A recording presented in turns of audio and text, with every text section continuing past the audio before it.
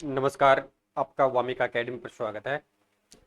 जेवेनल junior accountant भर्ती परीक्षा 2026 के रिगार्डिंग ये बैच आपका फ्री ऑफ कॉस्ट चलाया जा रहा है, जिसमें ऑलरेडी आपकी 5 सब्जेक्ट कंप्लीट हो चुकी है एंड पार्ट ए की आपकी 5 सब्जेक्ट कंप्लीट कर चुके हैं। एंड अकाउंटेंसी आपका कंप्लीट हो चुका है, जीएसटी आपका कंप्लीट हो चुका है, सामान्य ऑडिट कंप्लीट हो चुका है, cost and management audit complete हो चुका है और साथ में आपका कॉर्पोरेट अकाउंटिंग कंप्लीट हो चुका है। और अभी आपका 6 नंबर का सब्जेक्ट इनकम टैक्स एक्ट 1961 और 2025 वाला चल रहा है, पैरेलल रूप से चल रहा है। ठीक है, तो इसकी 9 क्लासें कंप्लीट हो चुकी है। आज इस वीडियो के माध्यम से आपके 10वें नंबर की क्लास स्टार्ट करने जा रहे हैं। तो इसमें आपका टॉपिक रहेगा यानी 1961 की और 2025 की, यानी आपका 1961 वाला एक्ट और जो 2025 वाला नया एक्ट है उसकी जो सेक्शंस है यानी जो धाराएं हैं उनके बारे में बात करेंगे। 1961 में जो टॉपिक था उसमें कौन सी धारा थी और 2025 में उस धारा को किस में इंटरचेंज कर दिया गया है। तो आपको 2025 वाली और 1961 वाली धाराओं को ध्यान में रखना है। और फ्रेंड्स, मोस्टली देखा जाए 2025 वाला जो एक्ट है उसमें ज़्यादा कोई मेजर चेंजिंग नहीं किया गया है। जो भी चेंजिंग किया गया है मैं ऑलरेडी आपको जो 9 क्लासें कंप्लीट हो चुकी है तो उन क्लासों को आप जरूर देखें। 1 से लेकर 9 नंबर की क्लासों को आपको जरूर देखना है। उसमें जो भी मेजर चेंजिंग किए गए हैं उनको डिटेल से पढ़ चुके हैं, आपको एक्स्ट्रा अब और पढ़ने की कोई आवश्यकता नहीं है। और इसके अलावा आपका जो 1961 वाला एक्ट है उसको कवर करते हुए चलेंगे। ठीक है, तो 1961 एक्ट में और 2025 एक्ट में किसी प्रकार से कोई चेंजिंग ज़्यादा हुआ नहीं है। जो भी चेंजिंग हुआ है उसके बारे में मैं 9 वीडियो ऑलरेडी बना चुका हूँ और इसमें धाराएं देख रहे हैं और मेजर जो भी सेक्शंस है उनके बारे में बात करेंगे। 61 में कौन सी थी और 2025 में उस धारा को, उस टॉपिक को किस में चेंज कर दिया गया है उसके बारे में बात करेंगे। और फिर उसके बाद में टैक्सेशन लॉज के बारे में बात करेंगे, जिसमें आपका थोड़ा समय लगेगा, यानी काफ़ी क्लासें बनेगी, कम से कम 20 से लेकर 25 क्लासें बनेंगी। ठीक है, तो 1-2 दिन में आपके ये सेक्शंस को कंप्लीट कर लेंगे और उसके बाद में आपका जो भी 5 प्रकार से इनकम होती है उनका प्रैक्टिकल क्वेश्चन देखते हुए जो भी 1961 और 2025 में जो भी अमेंडमेंट किए गए हैं उनको साथ में रखते हुए बात करते रहेंगे।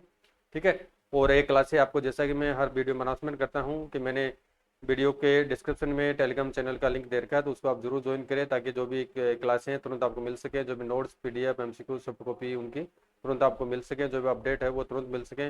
और उसके अलावा वीडियो को डिस्क्रिप्शन में मैंने जो भी ऑलरेडी 5 क्लासें कंप्लीट हो चुकी है उनकी प्लेलिस्ट बना रखी है।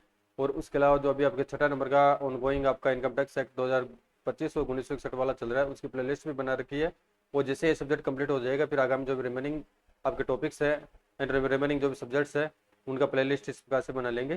ठीक है, तो अगर आपको किसी प्रकार से कोई क्वेरीज हो तो मुझे ये जो स्क्रोल पट्टी पे आप मेरा नंबर देख रहे हैं इन नंबरों पर आप मुझे कॉल कर सकते हैं, कभी भी कॉल कर सकते हैं। आपका जो भी कन्फ्यूजन है, जो भी आपका क्यूरीज है उसका दूर, उसको समाधान करने का प्रयास मेरे द्वारा किया जाएगा। ठीक है, तो स्टार्ट करते हैं आज का। यानी ऑल सेक्शंस आपका जो पुराना एक्ट है 1961 और 2025 वाला देखेंगे। तो इसमें मेजर मेजर सेक्शंस के बारे में बात करेंगे, यानी सेक्शंस के बारे में आपको पता होना चाहिए। क्वेश्चन आ सकता है इस प्रकार से।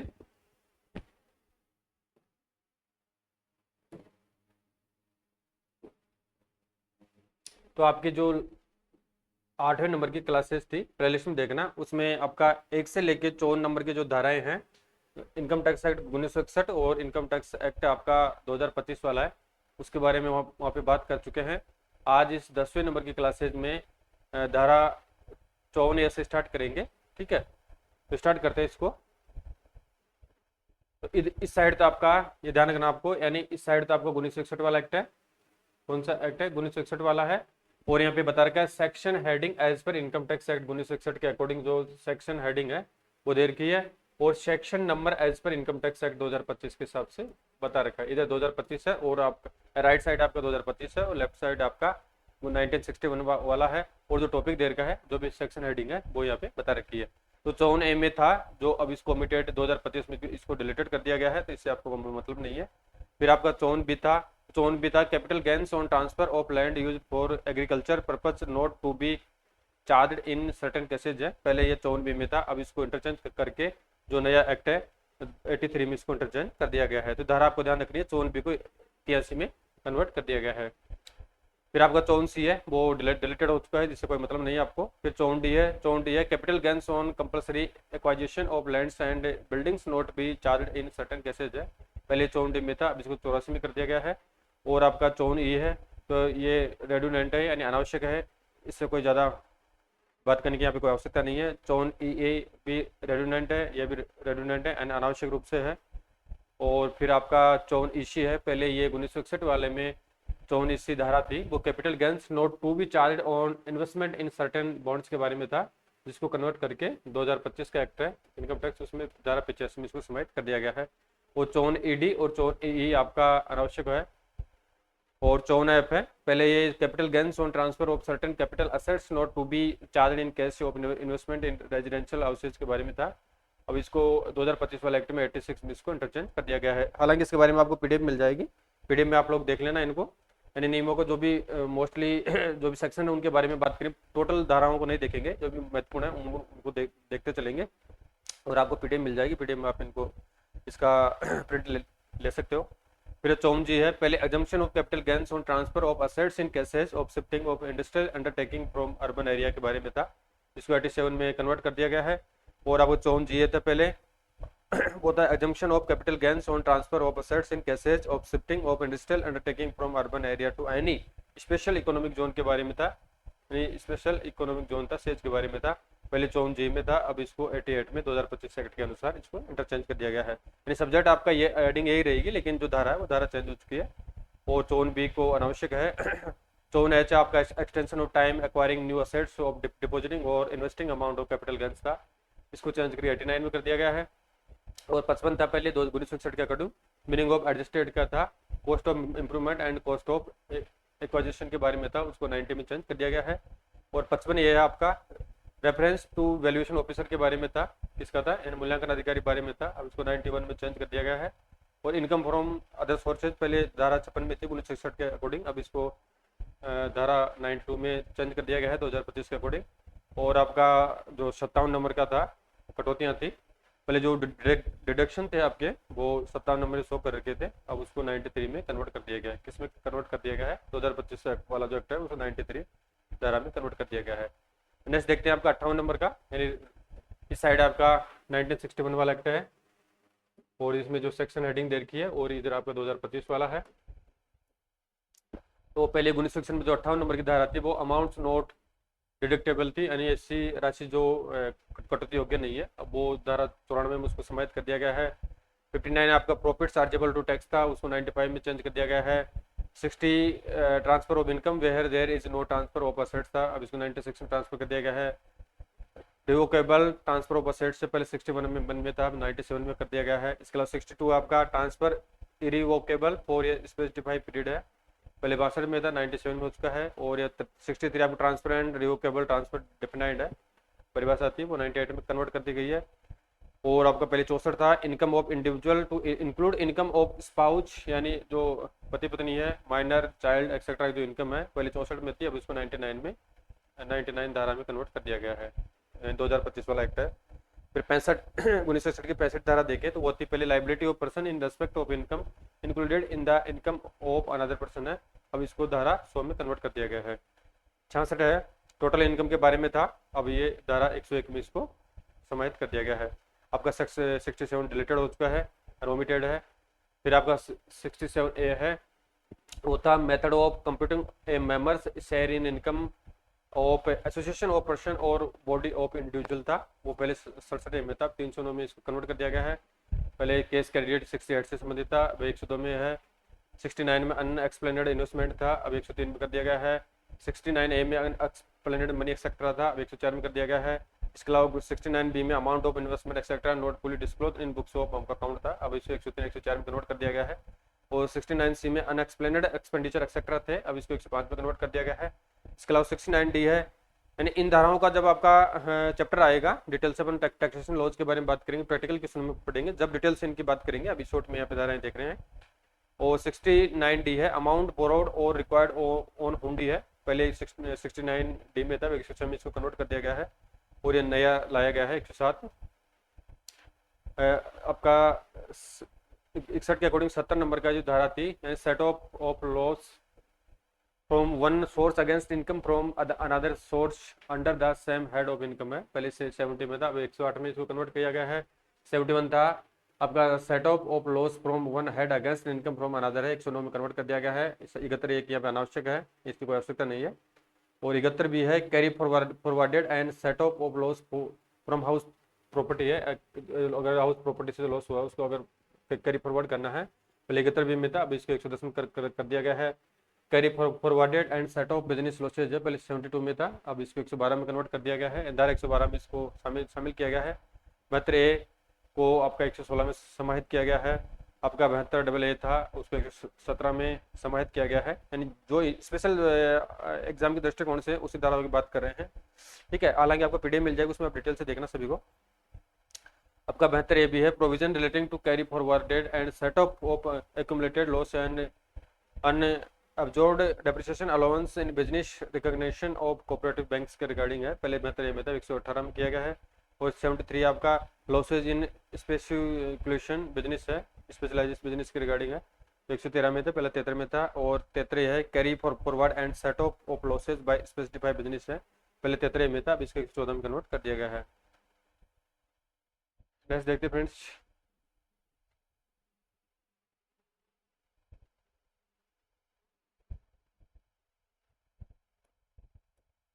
इधर आपका 1961 और ये आपका 2025। जैसा कि 2025 का आपको पता है 1 अप्रैल 26 से लागू हो चुका है नया एक्ट आपका, और 1961 समाप्त हो चुका है। धारा 74 थी, वो पहले आपके 61 के अकॉर्डिंग धारा 74 losses under the head of capital gains के रिगार्डिंग थी, अब वो 111 में आ चुकी है, यानी 111 नंबर धारा में चेंज हो चुका है। 74 ये था losses from certain specified sources falling under the head income from other sources, 115 में कर दिया गया है, इसकी यहाँ पे कोई आवश्यकता नहीं है, ये डिलीटेड हो चुका है। फिर आपका 78 है carry forward and set off losses in cases of change in constitution of from और ऑन सक्सेशन है, 119 में है। इसके अलावा आपका carry forwarded and set off losses in case of certain companies है, पहले 79 था, अब ये भी 119 में समाहित किया गया है। और 79 को 120 में समाहित किया गया है। 80 को, यानी अब इंपॉर्टेंट धारा यहाँ पे स्टार्ट होती है, 80 submission of return of losses है, पहले 80 में था, अब 121 में समाहित किया गया है। और इसके अलावा आपका 80A है, 80AB, 80AC, 80B है, deduction to be made in computing total income है, अब उसको 122 में समाहित कर दिया गया। ये विशेष ध्यान रखना है, पहले 80 वाली जो थी वो 122 में, 80A, 80AB, 80AC, 80B है, वो 122 में समाहित कर दी गई है। और इसके अलावा 80A समाप्त कर दिया गया है। इसके अलावा 80C है डिडक्शन वाली, deduction of life insurance premium, deferred annuity, contribution of provident fund etcetera है, पहले 180C में था, अब इसको 123 रीड विद शेड्यूल 15 एंड अनुसूची 15 के 15 में आपको पढ़ना है, और रूल जो इसका सेक्शन है 123 में इसको समाहित किया गया है, ठीक है। तो छूटे हैं 123 में समाहित की गई है। 80CCC थे, पहले deduction in respect of contribution to certain pension fund था, अब 123 अनुसूची 15 में है। इसके अलावा 80CC limit of deduction under 80C, 80CCC and 80CCD है, 123 में है। इसके अलावा 80CC आपका समाप्त हो चुका है, 80CC समाप्त हो चुका है, और 80CC की यहाँ कोई आवश्यकता नहीं है। इसके अलावा 80CCD है, deduction in respect of employer contribution और pension scheme of central government के बारे में है, एनपीएस वाली है, 124 में इसको समाहित किया गया है। और इसके अलावा आपका 80CC की आवश्यकता नहीं है, 80CCG समाप्त हो चुका है, इसकी आवश्यकता नहीं है। 80CCH आपका deduction of respect of contribution of Agnipath scheme के अंतर्गत है, उसको 125 में यहाँ पे समाहित किया गया है, यानी 125 नंबर की, यानी 125 नंबर की एक धारा है, 80CCH को कन्वर्ट कर दिया गया है। इसके अलावा 80D है, deduction respect in health insurance के रिगार्डिंग है, जो 126 में है।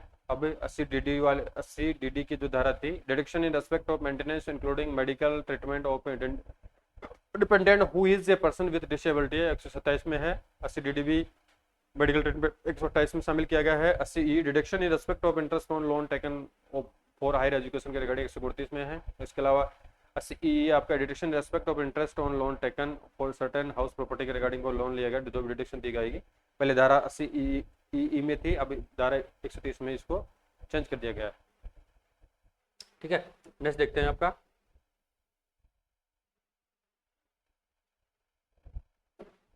यानी ये आपका 1961 है, और ये 2025 वाला एक्ट आपका। तो 80EA आपका था पहले, deduction in respect of interest on loan taken और सर्टेन हाउस प्रॉपर्टी है, 131 में आ गया है। 80EB है, deduction in respect of purchase of electrical vehicle के 132 में आ गया है। आपका 80F डिलीटेड हो चुका है, 80F डिलीटेड हो चुका है। और 80 जी है deduction respect of donation certain funds charitable institution etcetera को जो दान दिया जाता है वो 133, 332 और 354 को उल्लेख किया गया। धारा 3 आपको ध्यान रखनी है। एक तो धारा आपकी फ्रेंड्स इसमें 133, 332 और 354 है। इसके अलावा 80 जी है डिडक्शन रेस्पेक्ट जो भी किराए देते हैं रेंट पेड वो 134 में कन्वर्ट कर दिया गया है। 80 जी आपका था deduction in respect of certain donation of scientific research और रूरल ग्रामीण विकास और वैज्ञानिक शोध के लिए जो दान दिया जाता है वो 135 में समाहित कर दिया गया है। और 80 जीजीबी में deduction in respect of contribution given by companies to political parties को जो दान दिया जाता है वो 136 में जो भी कंट्रीब्यूशन दिया जाता है वो 136 में कन्वर्ट कर दिया गया है। पहले 80 जीजीबी में था। वो 80 जीजीसी के बारे में बात करें तो deduction in respect of contribution given by any person to political party, अन्य व्यक्ति द्वारा पॉलिटिकल पार्टी को चंदा दिया जाता है। पहले वो था 80 जीजीसी में, अब इसको 136 एवं 37 में कन्वर्ट कर दिया गया है। ध्यान रखना है धाराएं आपको 136 एवं 137 में इसको कन्वर्ट कर दिया गया है।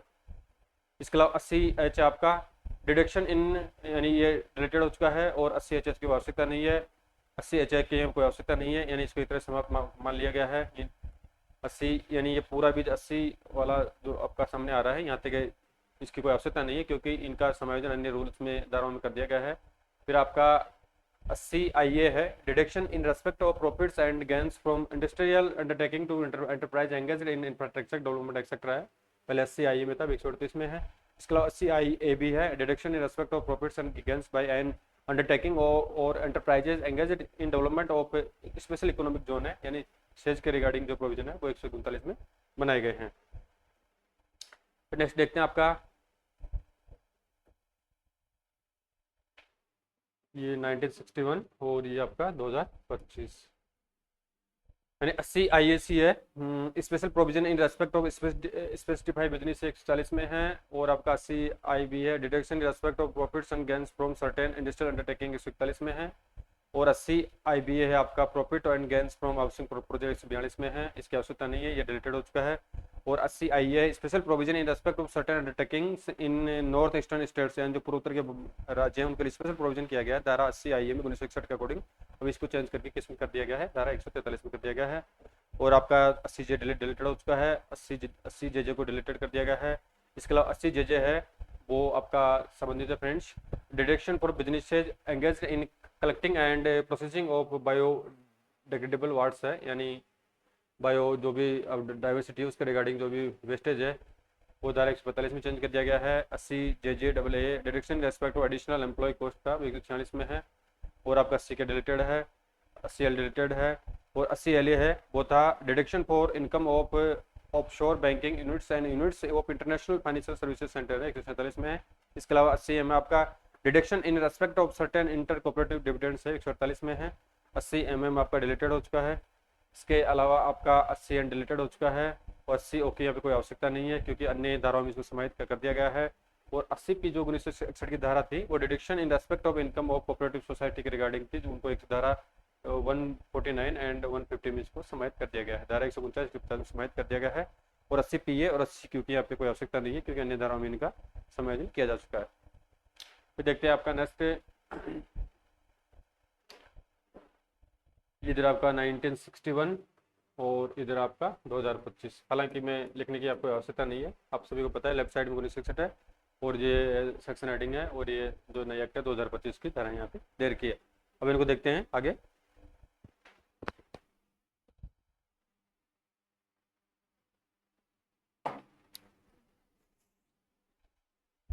यानी आपका 80 QQ डिलीटेड हो चुका है और 80 QQ को अन्य धाराओं में समाहित किया गया है, इसकी कोई आवश्यकता नहीं है। इसके अलावा 80 QQ भी आपका deduction in respect of royalty income etcetera of authors of certain books and then text books है यानी जो भी ऑथर होते हैं किताबों के लेखक उनके रिगार्डिंग धारा 151 में उल्लेख किया गया है। 80 R की कोई आवश्यकता नहीं है, अन्य धाराओं में इसको समाहित कर दिया गया है। 80 RR और 80 RRA को समाहित कर दिया गया है। इसके अलावा आपका 80 RR भी है deduction in respect of royalty on patents के रिगार्डिंग है वो धारा 152 में है, इसमें धारा 152 में है। 80 S आपका डिलीटेड हो चुका है, 80 T डिलीटेड हो चुका है, 80 TT आपका डिलीटेड हो चुका है। और 80 TTA एंड 80 TTB है deduction for interest on deposit के रिगार्डिंग है वो 100 यानी जो डिपॉजिट पे जो ब्याज मिलता है जो कटौतियाँ छूट मिलती है उन पर धारा 153 में इसका उल्लेख किया गया है नई एक्ट के अकॉर्डिंग। और 80 U है deduction in case of person with disability यानी विकलांग जो व्यक्ति होते हैं डिसेबल्ड व्यक्ति होते हैं निःशक्तजन तो उनको छूट दी जाती है। पहले धारा 80 में छूट दी जाती थी, अब 154 में इनको इसको कन्वर्ट कर दिया गया है। आपका 80 भी डिलीटेड हो चुका है, 80 वी भी डिलीटेड हो चुका है, इसके अलावा 80 वी वी ए आपका डिलीटेड हो चुका है, यानी इसकी कोई आवश्यकता नहीं है क्योंकि एक ही धारा में इसको समाहित कर दिया गया है। इसके अलावा आपका 81 है वो डिलीटेड कर दिया गया है, 82 डिलीटेड कर दिया गया है, 83 डिलीटेड है, 84 आपको डिलीटेड कर दिया गया है। जिस एक्ट की आवश्यकता, जिस धारा की आवश्यकता नहीं थी समय के अकॉर्डिंग उनको डिलीटेड कर दिया गया है। और 84 आपका डिलीटेड है, 85 85A 85B 85C यहाँ पे डिलीटेड कर दिए गए हैं, ठीक है, क्योंकि इनकी आवश्यकता नहीं है। इस फिर देखते हैं आपका नेक्स्ट 86 है।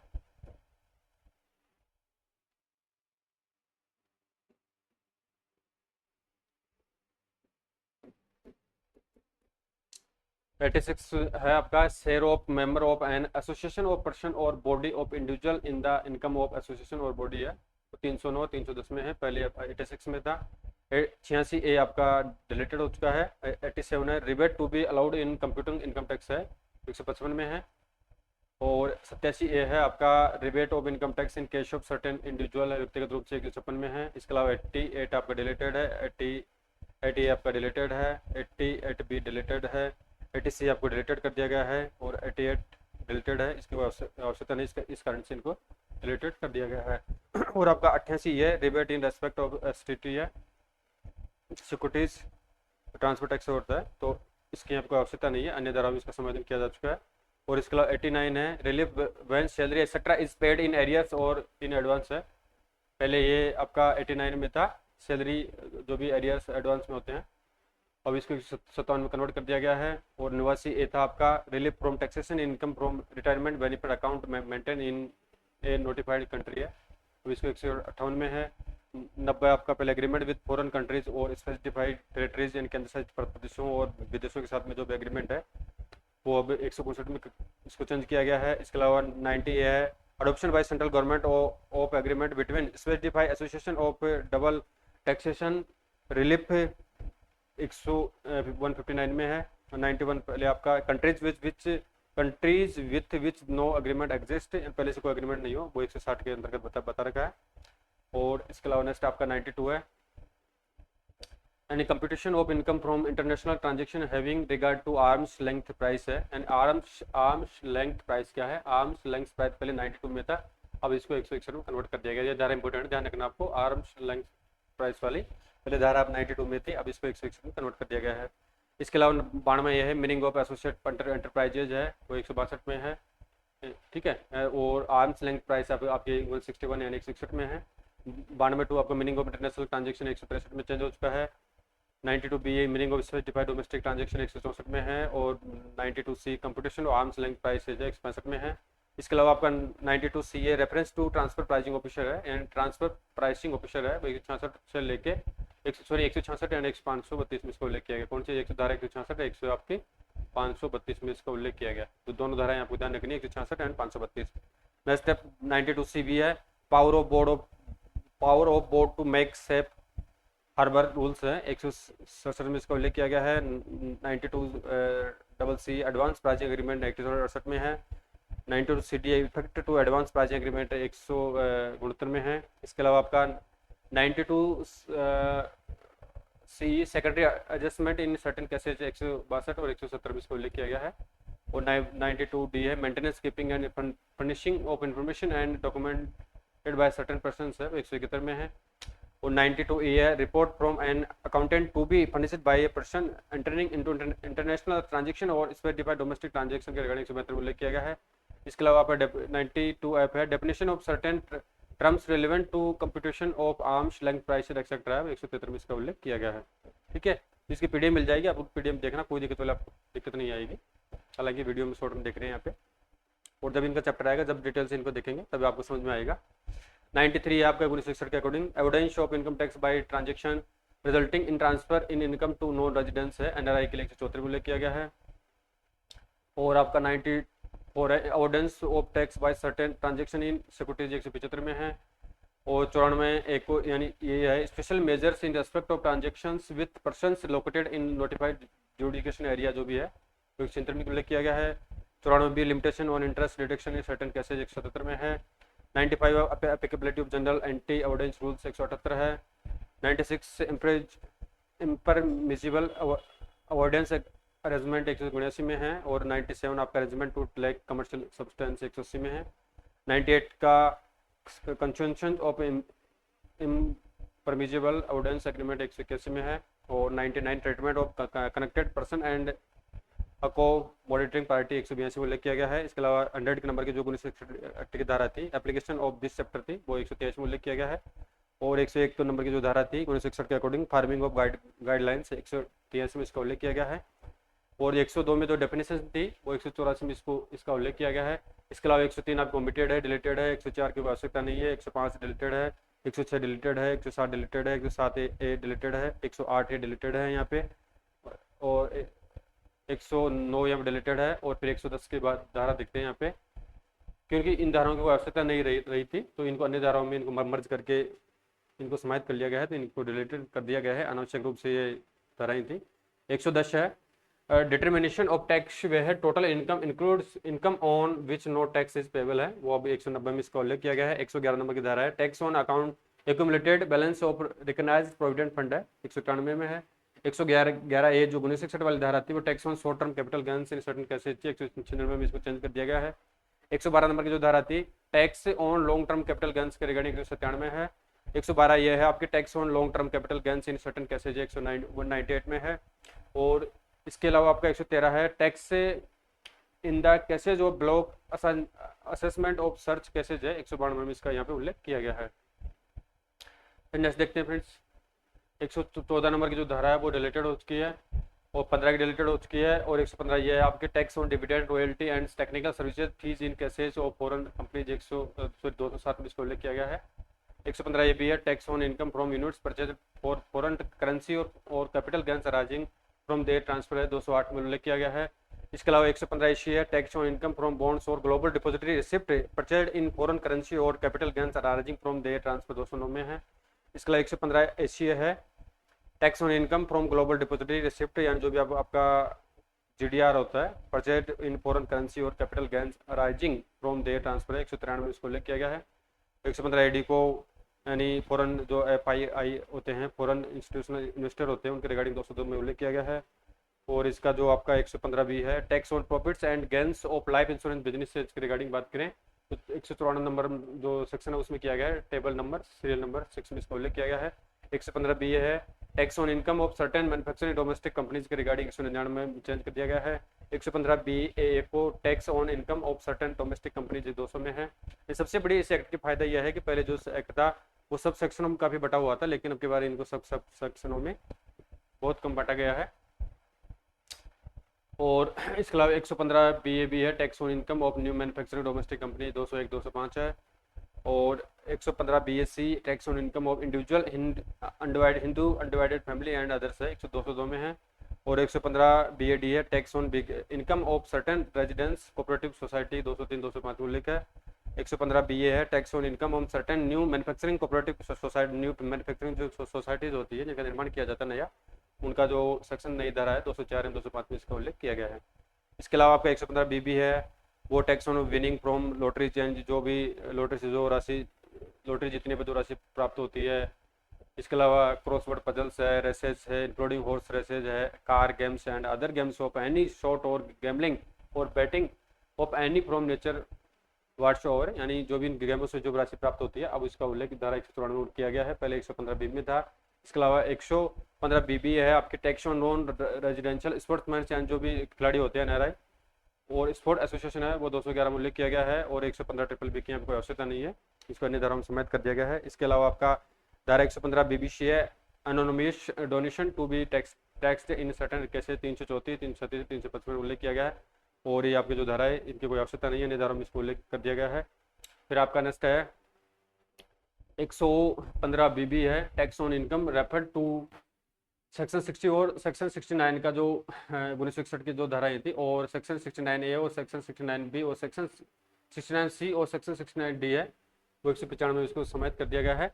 और 115 BB है वो 194 में है tax of income from patents के रिगार्डिंग जो टैक्स की राशि प्राप्त होती है वो धारा 194 में उल्लेख है। और इसके अलावा बीबीजी 115 बीबीजी है, tax on income from transfer of carbon credit के रिगार्डिंग 194 में है, धारा दोनों सेम है। इसके अलावा 115 बीबीएच है, tax on income from virtual digital assets है, वो 100 यानी आपका वीडीए है, यानी वीडीए फुल फॉर्म होती है virtual digital assets, full form आ जाए तो आपको ध्यान रखनी है, वर्चुअल डिजिटल असेट्स है, तो 194 में इसको उल्लेख किया गया है नए एक्ट के अकॉर्डिंग। 115 बीबीआई है, specified income of certain institutions के रिगार्डिंग 334 में, 337 में, 353 में यहाँ पे उल्लेख किया गया है, यानी थोटिकल है, यानी थोड़ा आप अब इसमें सब धाराओं के बारे में बात हो रही है, ये हम ज़्यादा समझा नहीं रही है, जब चैप्टर पढ़ेंगे उसमें समझेंगे। ये धाराएं एक बार आपको मोटे मोटे रूप से देखना जरूरी है, ठीक है। तो वीडियो को ज़्यादा लंबा नहीं रखेंगे, अभी 5-7 मिनट और इसको कंप्लीट कर लेते हैं इसी पेज को, फिर जो भी रिमेनिंग जो भी सेक्शन है आपके कम से कम 2-3 क्लासें और बनेगी सेक्शन के रिगार्डिंग, फिर आपका जो चैप्टर है मेन जो भी जो आपका टैक्सेशन लॉज है वहाँ पे आ जाएंगे। तो 115 बीबीजे है, वो tax on winnings from online games के रिगार्डिंग है, ऑनलाइन गेम से जो राशि जीती जाती है वो पहले 115 बीबीजे में था, अभी 194 में इसको उल्लेख किया गया है। 115 सी है, special provision relating to certain incomes of non residents के रिगार्डिंग 212 में उल्लेख किया गया है। इसके लिए 115 डी है, स्पेशल प्रोविजन और computation of total income of non residents है, 113 में है। 115 ये आपका tax on investment income and long term capital gains 214 में है। 115 एफ है, capital gains on transfer of foreign exchange assets not to be charged in certain cases 215 में उल्लेख किया गया है। इसके अलावा 115 जी आपका return of income not to be filed in certain cases 216 में है। इसके अलावा 115 एच आपका benefit under chapter to be available in certain cases even after assessee become resident 217 में है। और 115 आई आपका chapter not to be apply in the assessee 218 में है। और आपका 115 जे की यहाँ पे कोई आवश्यकता नहीं है, अन्य धाराओं में इसका समायोजन किया जा चुका है। फिर आपका नेक्स्ट आ जाएगा 115 जे है, tax credit in respect of tax paid on deemed income relating to certain companies है, डिम्ड इनकम जो सर्टेन कंपनीज है उनके रिगार्डिंग 200 में उल्लेख किया गया है। 115 जे भी आपका special provision for payment of tax by certain company 200 में है। फिर आपका 115 जेसी है, special provision for payment of tax by certain person other than ये कंपनी 206 है। फिर आपका नेक्स्ट आपका tax credit for alternative minimum tax MAT है, कितना यानी अल्टरनेटिव मिनिमम टैक्स है आपका, वो 206 में उल्लेख किया गया है। Application on other provision of this act 206 में है। और application of this chapter certain person 206 में है। और इंटरप्रिटेशन इन दिस चैप्टर 206 में किया गया है, यानी 115 जे है, ये इधर के मैंने बोला नहीं है, 206 में इनको उल्लेख किया गया है। फिर 115 जे है, जे जी आपका 115 जे है, conversion of an Indian branch of foreign company into subsidiary Indian company 219 में है। और फिर आपका 115 J H foreign company set to be resident in India है, 220 में है। और इसके अलावा फिर आपका 115 के को डिलीटेड कर दिया गया है, 115 एल को यहाँ डिलीटेड कर दिया गया है, 115 एम को यहाँ पे डिलीटेड कर दिया गया है, 115 एन यहाँ डिलीटेड है। इसके अलावा आपको 115 ओ है, 115 पी है, 115 क्यू है, और 115 क्यू है, और 115 क्यू भी है। तो इनकी यहाँ कोई आवश्यकता नहीं है, अन्य में इनका समायोजन कर दिया गया है, ठीक है। अन्य धाराओं में इसका समायोजन कर दिया गया है, क्योंकि 61 वाला एक्ट पुराना था, अब नया एक्ट आपका 1 अप्रैल 26 से लागू हो चुका है, तो उस एक्ट में वर्तमान प्रदेश के अकॉर्डिंग तैयार किया गया है, ठीक है। तो इस वीडियो के माध्यम से आपका ये धाराएं देख चुके हैं, अभी आपकी धारा वाली सेक्शंस वाली क्लास कंप्लीट नहीं हुई है, तो कम से कम 3 वीडियो और बनेंगे आपके, तो 3 वीडियो को जल्द पूरा कर लेंगे। अगर आपको किसी प्रकार से कोई कमेंट करना है या कोई सुझाव देना है तो आप मुझे सुझाव दे सकते हैं। Thank you.